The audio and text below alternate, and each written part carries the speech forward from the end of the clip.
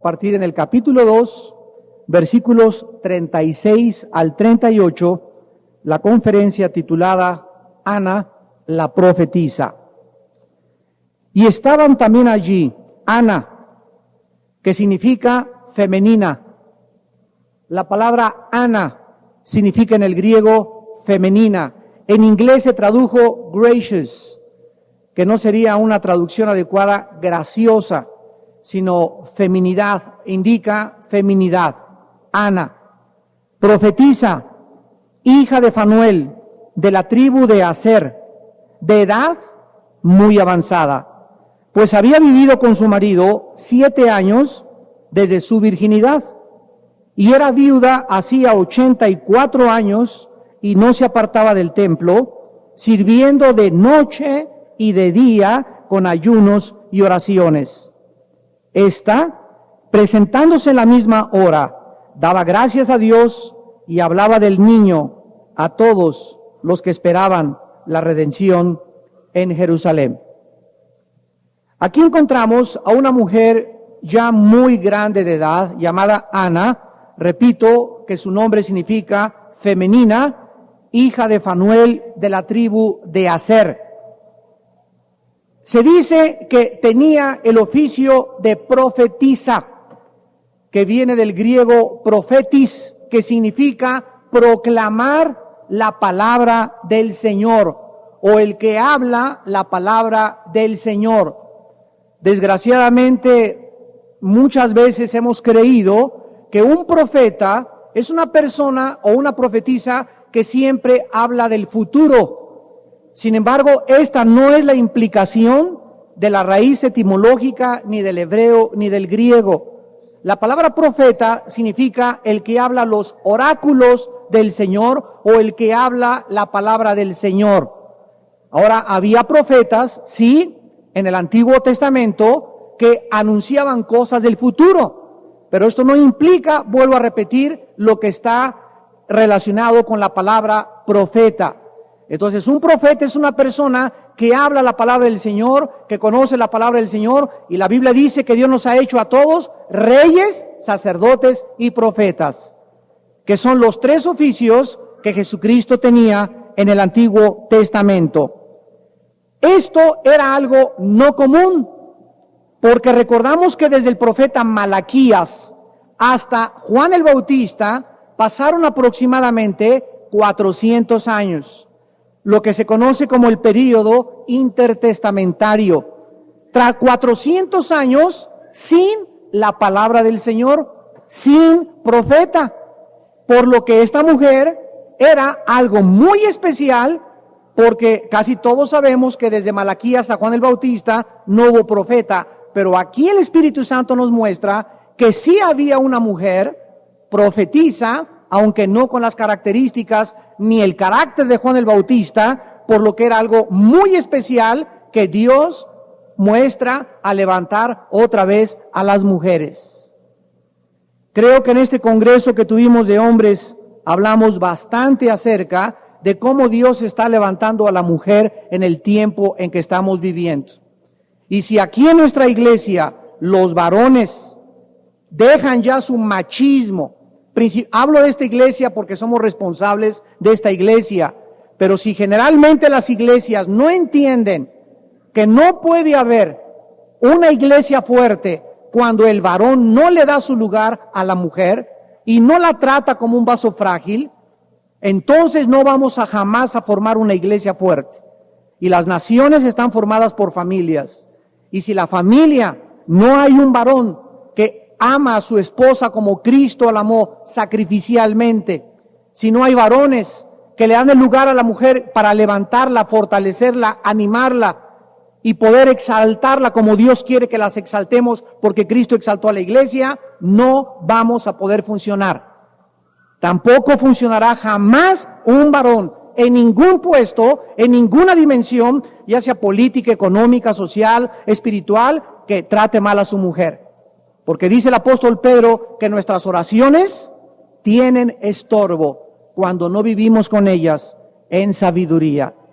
Así pues, esta mujer era alguien que estudiaba continuamente la palabra del Señor, porque no se puede calificar a nadie como profeta, ni como profetisa, que no conozca y que no viva en la palabra del Señor. Monitores un poquito más, por favor.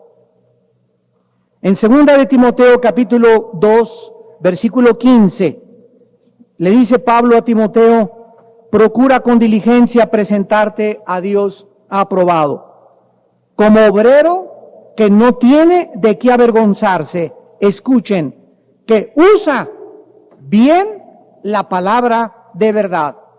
Es una enorme responsabilidad presentarnos ante cualquier público. Es una enorme responsabilidad en Navidad tener a toda mi familia en la sala de mi casa, y la familia de mi esposa, y los cuñados no cristianos, o en cualquier panel político, científico, en cualquier disciplina académica. Es una enorme responsabilidad pararnos como embajadores del Rey. Y cuando nosotros no vivimos en la palabra de Dios, cuando nosotros, como le dice Pablo, no estamos usando bien la palabra de verdad, no podemos ser profetas. Yo siempre que alguien llega y me dice: hermano, tengo un mensaje para usted que Dios me dio, siempre le pregunto: dime 5 versículos que te memorizaste esta semana, antes que me digas nada. No, pues que a las 2 de la mañana había Juan Diego que me dio un mensaje. Es muy fácil querer vivir en esta dimensión, y el Señor me dijo, una vez llegó una persona y me dijo: hermano, tengo todos los dones del Espíritu Santo y tengo los 5 oficios y ministerios que hay del Señor. Le dije: cálmate, Malaquías. Hay muchas personas que quieren, y qué bueno que anhelen, entrar en esta dimensión del profeta, ¿sí?, o del apostolado, pero necesitamos saber las condiciones. Tú no puedes jamás ser profeta de Dios en la práctica. Lo somos de una forma posicional, porque tenemos la unción del Santo que permanece en nosotros, 1 Juan 2, 24 y 27, por eso somos profetas, pero ahora tenemos que ejercer la función del profeta viviendo y estudiando la palabra de Dios. Si tú no vives en la palabra de Dios, si tú no la meditas de día y de noche, si tú no memorizas la palabra de Dios, nunca vas a entender qué es la fórmula para prosperar. Antes de que Josué entrara a la tierra de Canaán, Dios le dijo: Josué, medita de día y de noche en este libro de la ley, para que hagas y guardes conforme a todo lo que está en el escrito, y entonces podrás derribar las 7 ciudades cananitas. Entonces nadie te podrá hacer frente durante todos los días de tu vida. Entonces todo te saldrá bien. Entonces prosperarás. Si hubiera otro camino para prosperar, si hubiera otra forma en la que pudiéramos enfrentar la vida, Dios nos la hubiera revelado. Pero Dios no le reveló nada a Moisés más que la fórmula que sigue prevaleciendo bajo el Nuevo Testamento también. Si queremos prosperar y enfrentar a nuestros enemigos y salir victoriosos en todas las cosas, necesitamos vivir en la palabra. Meditarla al levantarme y meditarla al acostarme. No en la mañana, dice día y noche. No en la noche, dice día y noche. Tenemos que obedecer y creer lo que Dios nos dice. Si Dios dice día y noche, es día y noche. No, hermano, pues yo nada más antes de acostarme, dice de día y de noche. Es que nada más tengo tiempo en el día, es que le dice que también en la noche. O sea, ¿le crees a Dios o no le crees a Dios? Y cuando creemos a Dios, estamos honrando a Dios. Porque creer es honrar y hacer lo que Dios nos manda. En 2 Timoteo 4:2, el apóstol Pablo le dijo a Timoteo: predica la palabra, insta a tiempo y fuera de tiempo, redarguye, reprende, exhorta con toda paciencia y doctrina. ¿Lo puedes tú hacer? Imposible si no vives en la palabra de Dios. Ana era una mujer que vivía en la palabra de Dios, por lo que el Espíritu Santo le asigna el título de profetisa. En segundo lugar, Lucas 2:37, dice la Biblia que Ana nunca perdió la esperanza. Recordemos que dice la Biblia que ella había vivido con su marido 7 años desde su virginidad.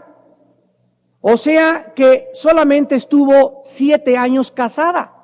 7 años casada.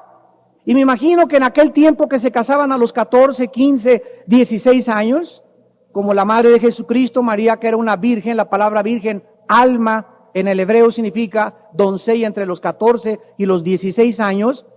Era una muchacha de, vamos a ponerle y ser generosos, 17 años. Más 7 años de casada, tenemos aproximadamente 24 años de edad de Ana. A los 24 años se queda viuda y no se vuelve a casar.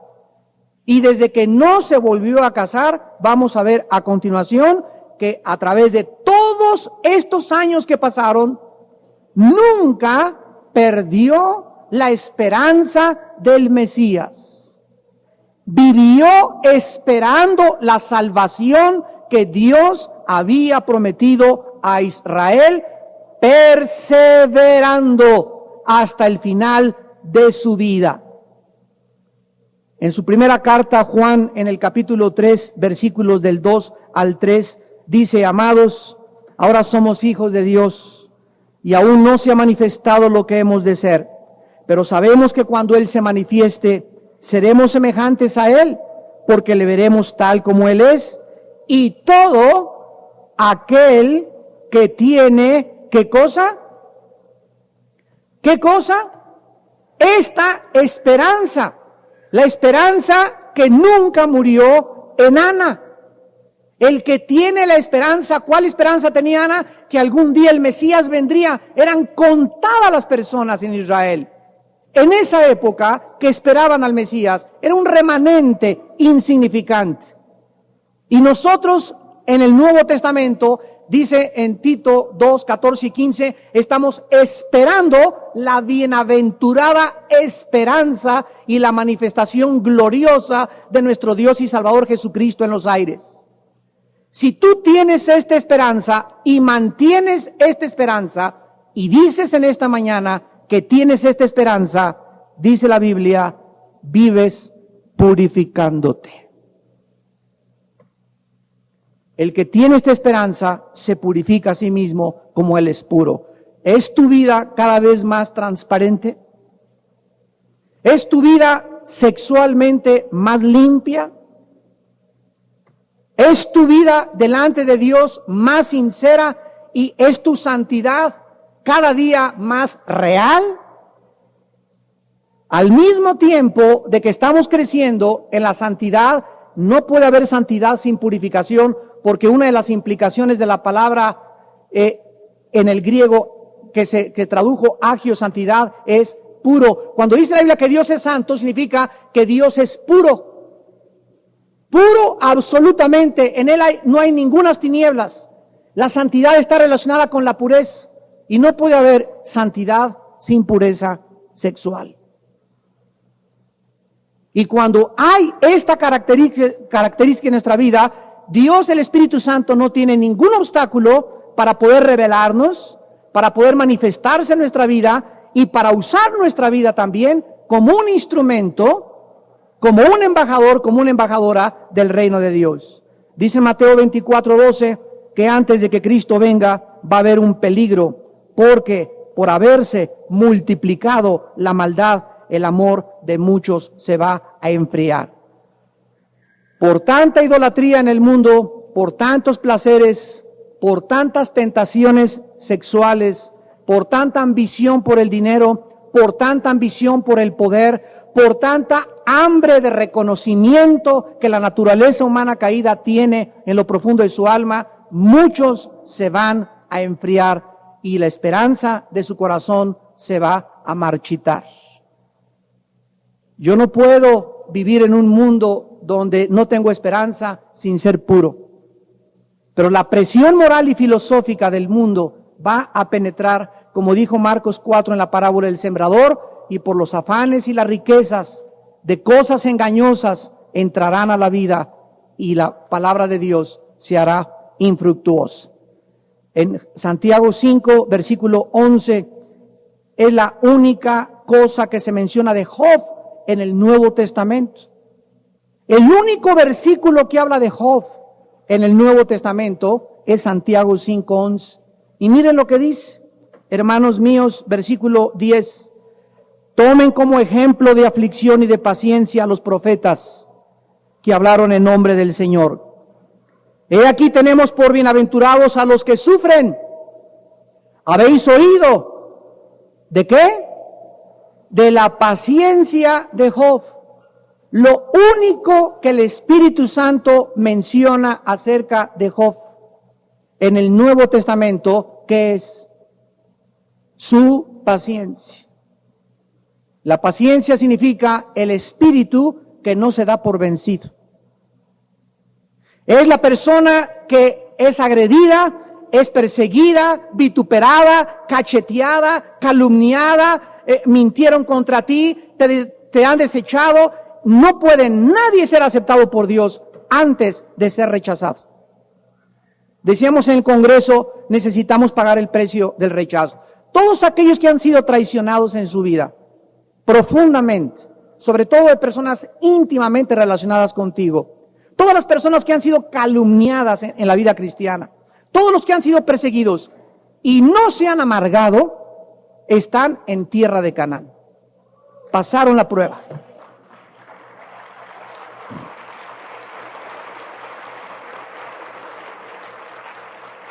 Créanmelo, es una de las más grandes pruebas de la vida cristiana. El otro día me habló un hermano que es muy famoso en México, ¿verdad? Es cantante. Ay, hermano, me dice, no sabes cómo me han hablado mal de mí, me han profetizado, me han calumniado, han inventado cosas, y he ido a muchas iglesias que dicen de mí. Le dije, mira, hermano, no veas lo que dicen de ti, ve al Señor. Porque dice en Isaías 54:17, ninguna arma forjada contra ti prosperará. Si es mentira, tarde o temprano sale a la luz la verdad. Tarde o temprano. No te importe lo que la gente diga. Que te interese. Le dije por teléfono a nuestro hermano que la presencia de Dios esté en tu vida. Porque mientras tengamos la presencia de Dios en nuestra vida, ninguna arma forjada contra nosotros podrá prosperar. ¿Por qué? Porque si nos sostiene Dios, ¿quién entonces nos puede derrumbar? Dice la Biblia en tercer lugar que Ana, versículo 37, a pesar de haber vivido tantos años sin haberse vuelto a casar por el llamamiento especial que Dios le dio, en tercer lugar, esta mujer nunca se amargó.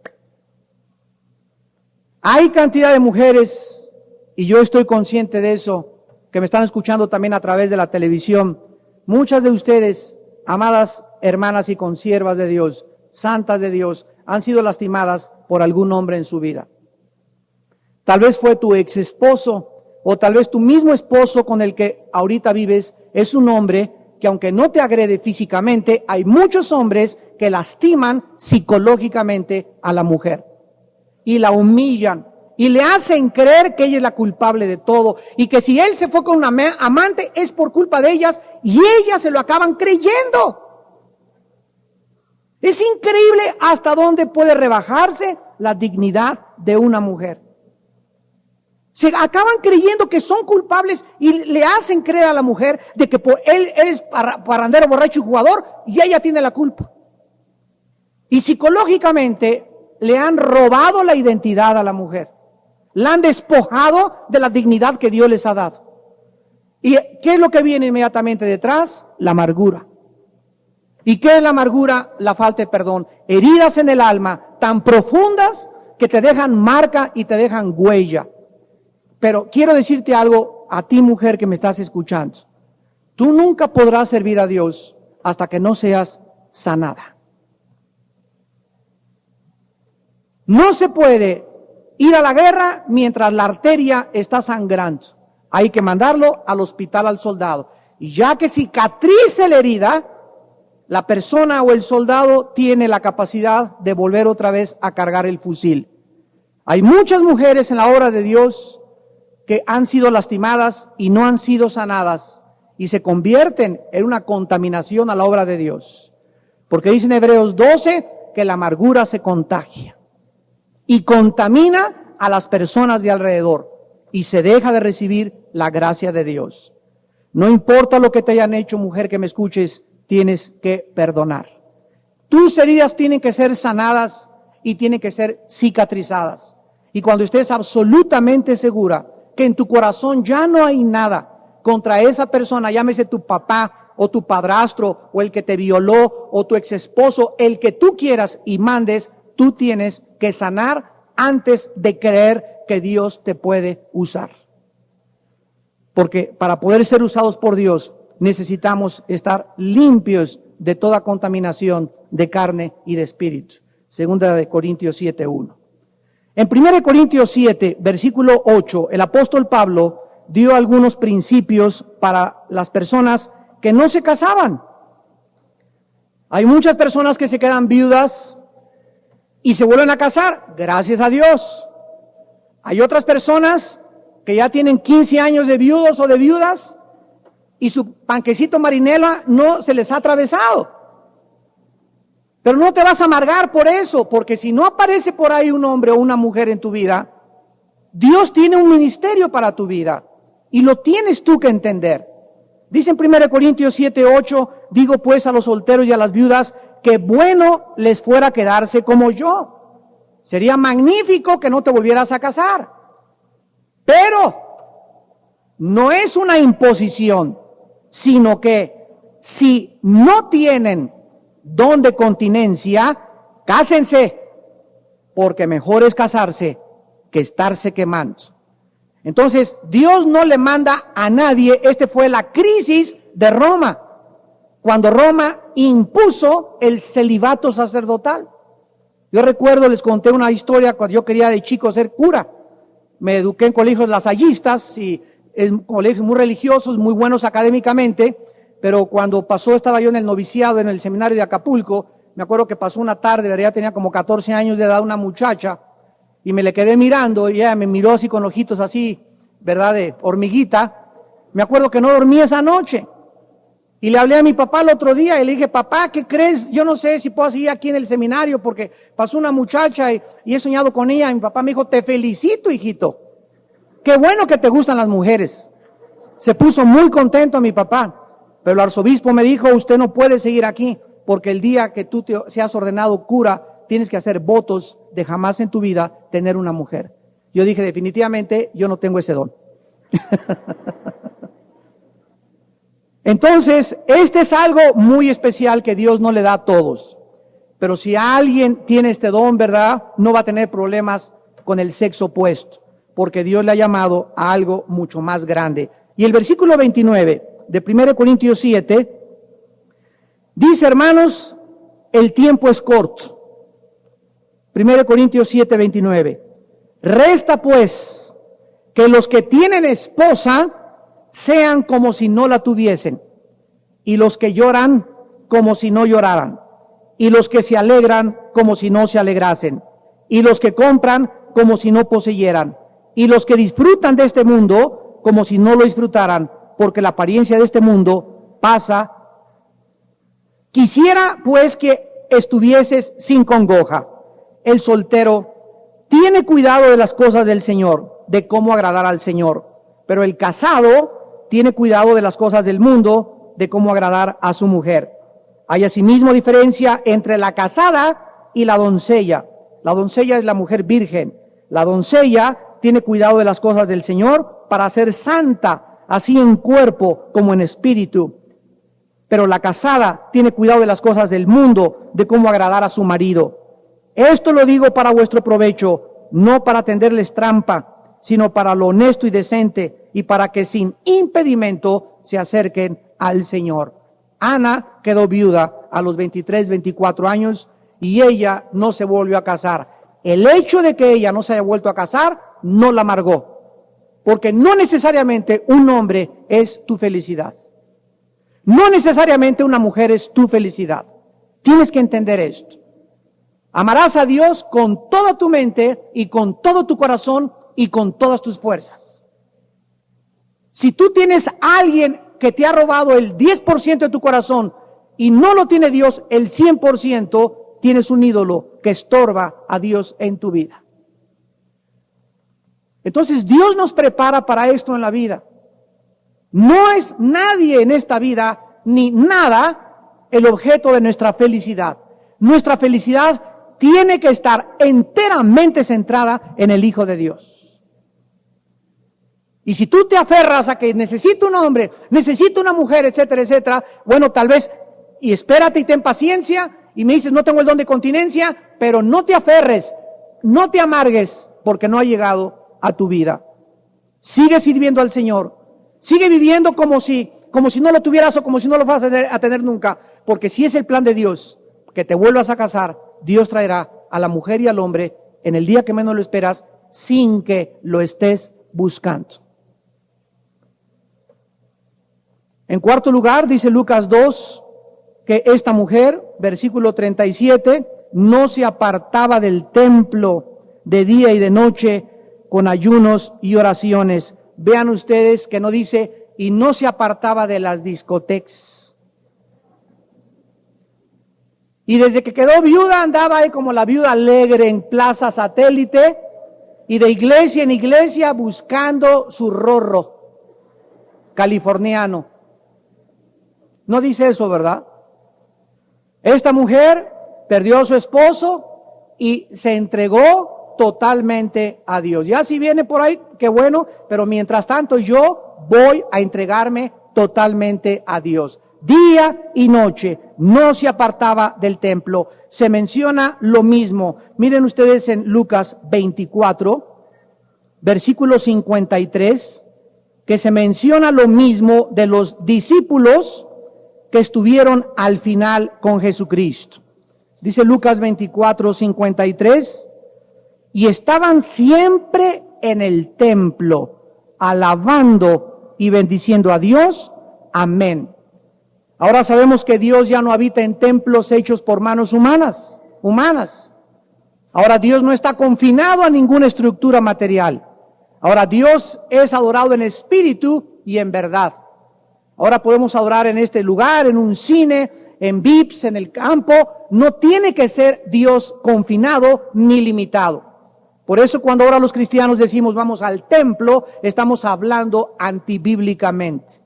Porque dice Hechos 17:24, que Dios ya no habita en templos hechos por manos humanas. El templo somos cada uno de nosotros. Porque Dios hizo su morada en nuestro corazón. Vamos al lugar de la asamblea, vamos al lugar de reunión, pero el edificio nunca le llames templo, porque no lo es ya después del nuevo pacto.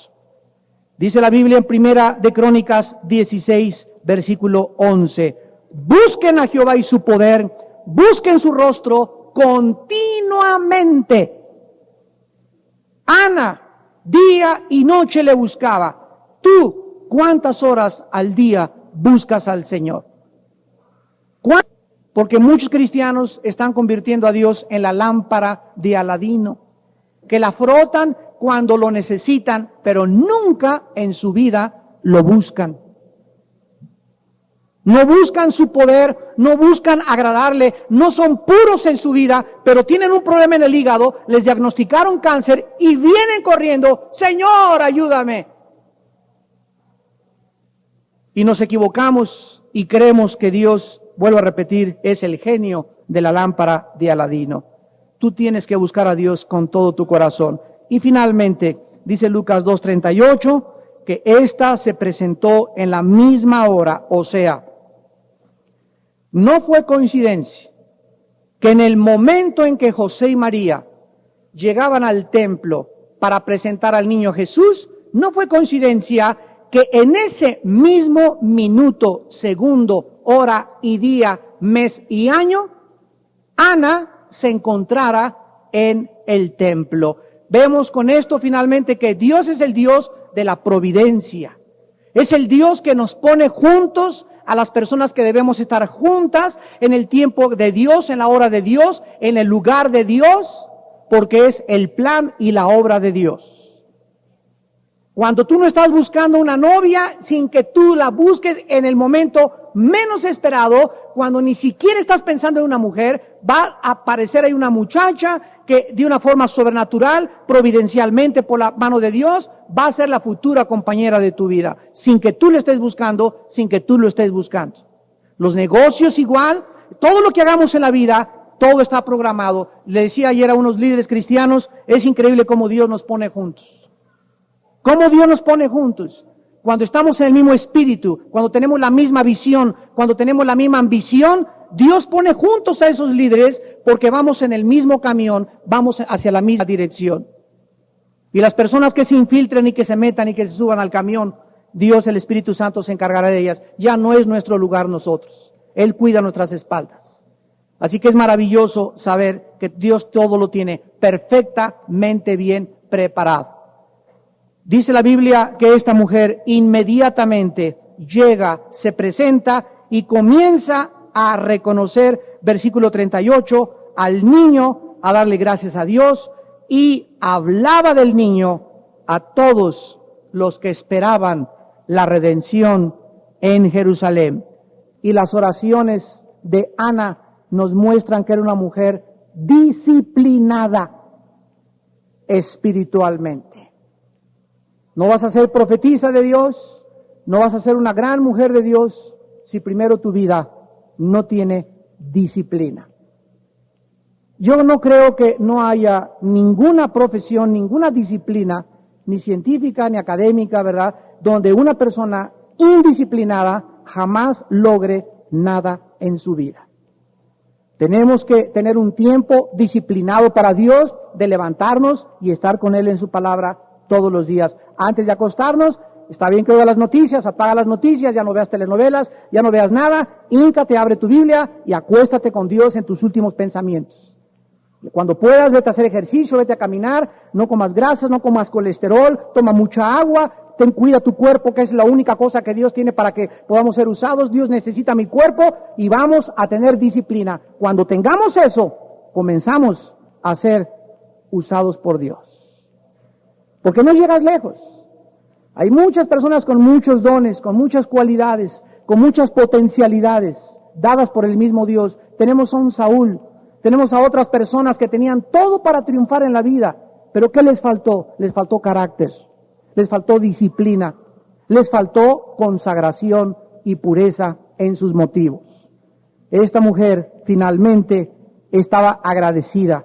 ¿Por qué? Porque ella había visto al final de su vida al niño Jesús, al futuro Redentor y al Mesías de la humanidad. La Biblia dice, el que persevere hasta el fin, ese será salvo. Aquí nos muestra una doctrina que enunciaba Juan Calvino, la perseverancia de los santos. El que realmente es santo, persevera. Tendrás caídas, tendrás debilidades, pero Dios te levanta, porque Jehová sostiene la mano de los justos y no quedarán para siempre tendidos. Pero el verdadero cristiano sigue y sigue, y a pesar de los golpes y como le vaya y las traiciones, sigue y sigue y sigue. Y esta perseverancia que tuvo José, esta perseverancia que tuvo Ana, esta perseverancia de los héroes de la fe en Hebreos 11 es lo que demuestra que nuestra confianza está en el Dios Todopoderoso. Y Ana inmediatamente fue a compartir las noticias del nacimiento del Mesías a todo el mundo. ¿A cuántas personas esta mañana, ayer, la última semana, les has hablado de Cristo? Me serán testigos cuando venga el Espíritu Santo. Hermano, pero hablo en lenguas. Si hablas en lenguas y no tienes el amor por las almas perdidas, tus lenguas a lo mejor no son ni lenguas, a lo mejor es chichimeca. Si tú no tienes pasión por las almas, amado santo y santa de Dios, no eres lleno del Espíritu Santo. Porque dice claramente que la evidencia de la llenura del Espíritu Santo es ser testigos. ¿Le has hablado a alguien de Cristo en la última semana? Vamos a ser más generosos en el último mes. Y vamos a resumir en los últimos 6 meses a cuántas almas has ganado para Cristo. ¿A cuántas almas ahorita nos podríamos morir y estar en la presencia del Señor y que Dios te llamara y te dijera, ¿qué hiciste con las minas? ¿Qué hiciste con los talentos? ¿En qué invertiste tu vida que ha sido salvada para la gloria de Dios? Oremos. Padre, te damos las gracias por la sangre derramada de tu Hijo Jesucristo en la cruz del Calvario. Te damos gracias, Padre, por Ana, que está en tu presencia en este momento y que vivió tal vez 80, 90 años de su vida, con la esperanza de verte algún día. Y tú le concediste las peticiones de su corazón. ¿Por qué? Porque nunca perdió la esperanza, porque nunca se amargó, porque nunca te dejó de adorar y porque anhelaba reconocer al Mesías para ser un testigo, una embajadora de tu reino en este mundo. Padre, levanta Anas en las iglesias, mujeres que han sufrido y que han sido perseguidas y lastimadas y ahora son trofeos en tus manos. Trofeos porque ahora pueden dar testimonio que están sanas. No se les ven huellas de amargura en su rostro, porque tu poder y tu gracia es más grande que los sufrimientos que atravesaron. Los jóvenes en el horno de fuego en el libro de Daniel, al ser sacados, ni sus ropas olían a quemado, porque Jesús estuvo con ellos en la prueba. Oh Dios, que la gente no pueda ver en nuestra vida las huellas del pasado, que la gente ni siquiera se imagine lo que hemos atravesado, por el gozo que ahora has puesto en nuestro corazón, que es mucho mayor que cualquier desilusión, que cualquier traición, que cualquier calumnia del pasado. Bendito seas, Hijo de Dios, porque tú herido y molido, despreciado y desechado fuiste en nuestro lugar. Y en esa cruz pediste perdón por tus enemigos y nos diste ejemplo para seguir tus pisadas. En esta mañana hay muchos de ustedes que no tienen a Jesucristo en su corazón. Hay muchos de ustedes que han sufrido y siguen confundidos y lastimados, lastimadas, y Dios quiere darte un consolador, al Espíritu Santo, y mostrarte que en la presencia de Dios hay sanidad, en la presencia de Dios hay gozo, en su presencia hay esperanza y una nueva vida. Vengan a mí, dijo Cristo, los que están trabajados, cargados, lastimados, heridos y enfermos, que yo los haré descansar. Si tú en esta mañana no tienes a Cristo en tu corazón, dile a Dios estas palabras en lo profundo de tu alma. Señor mío y Dios mío, en esta mañana me arrepiento de todos mis pecados, de mis impurezas, mis rebeliones, y creo que Jesucristo, tu Hijo, es el Mesías, el Hijo de Dios, que murió en mi lugar para pagar con su sangre por todos mis pecados. Señor Jesucristo, te pido que entres a mi vida en este instante como mi Dios y Salvador. Lávame con tu sangre, transforma mi vida, porque te la entrego incondicionalmente, porque te quiero seguir y mantener tu esperanza de volver a verte como Ana, aún al final de mi vida. Te lo pido, te doy las gracias en tu nombre precioso, Señor Jesús.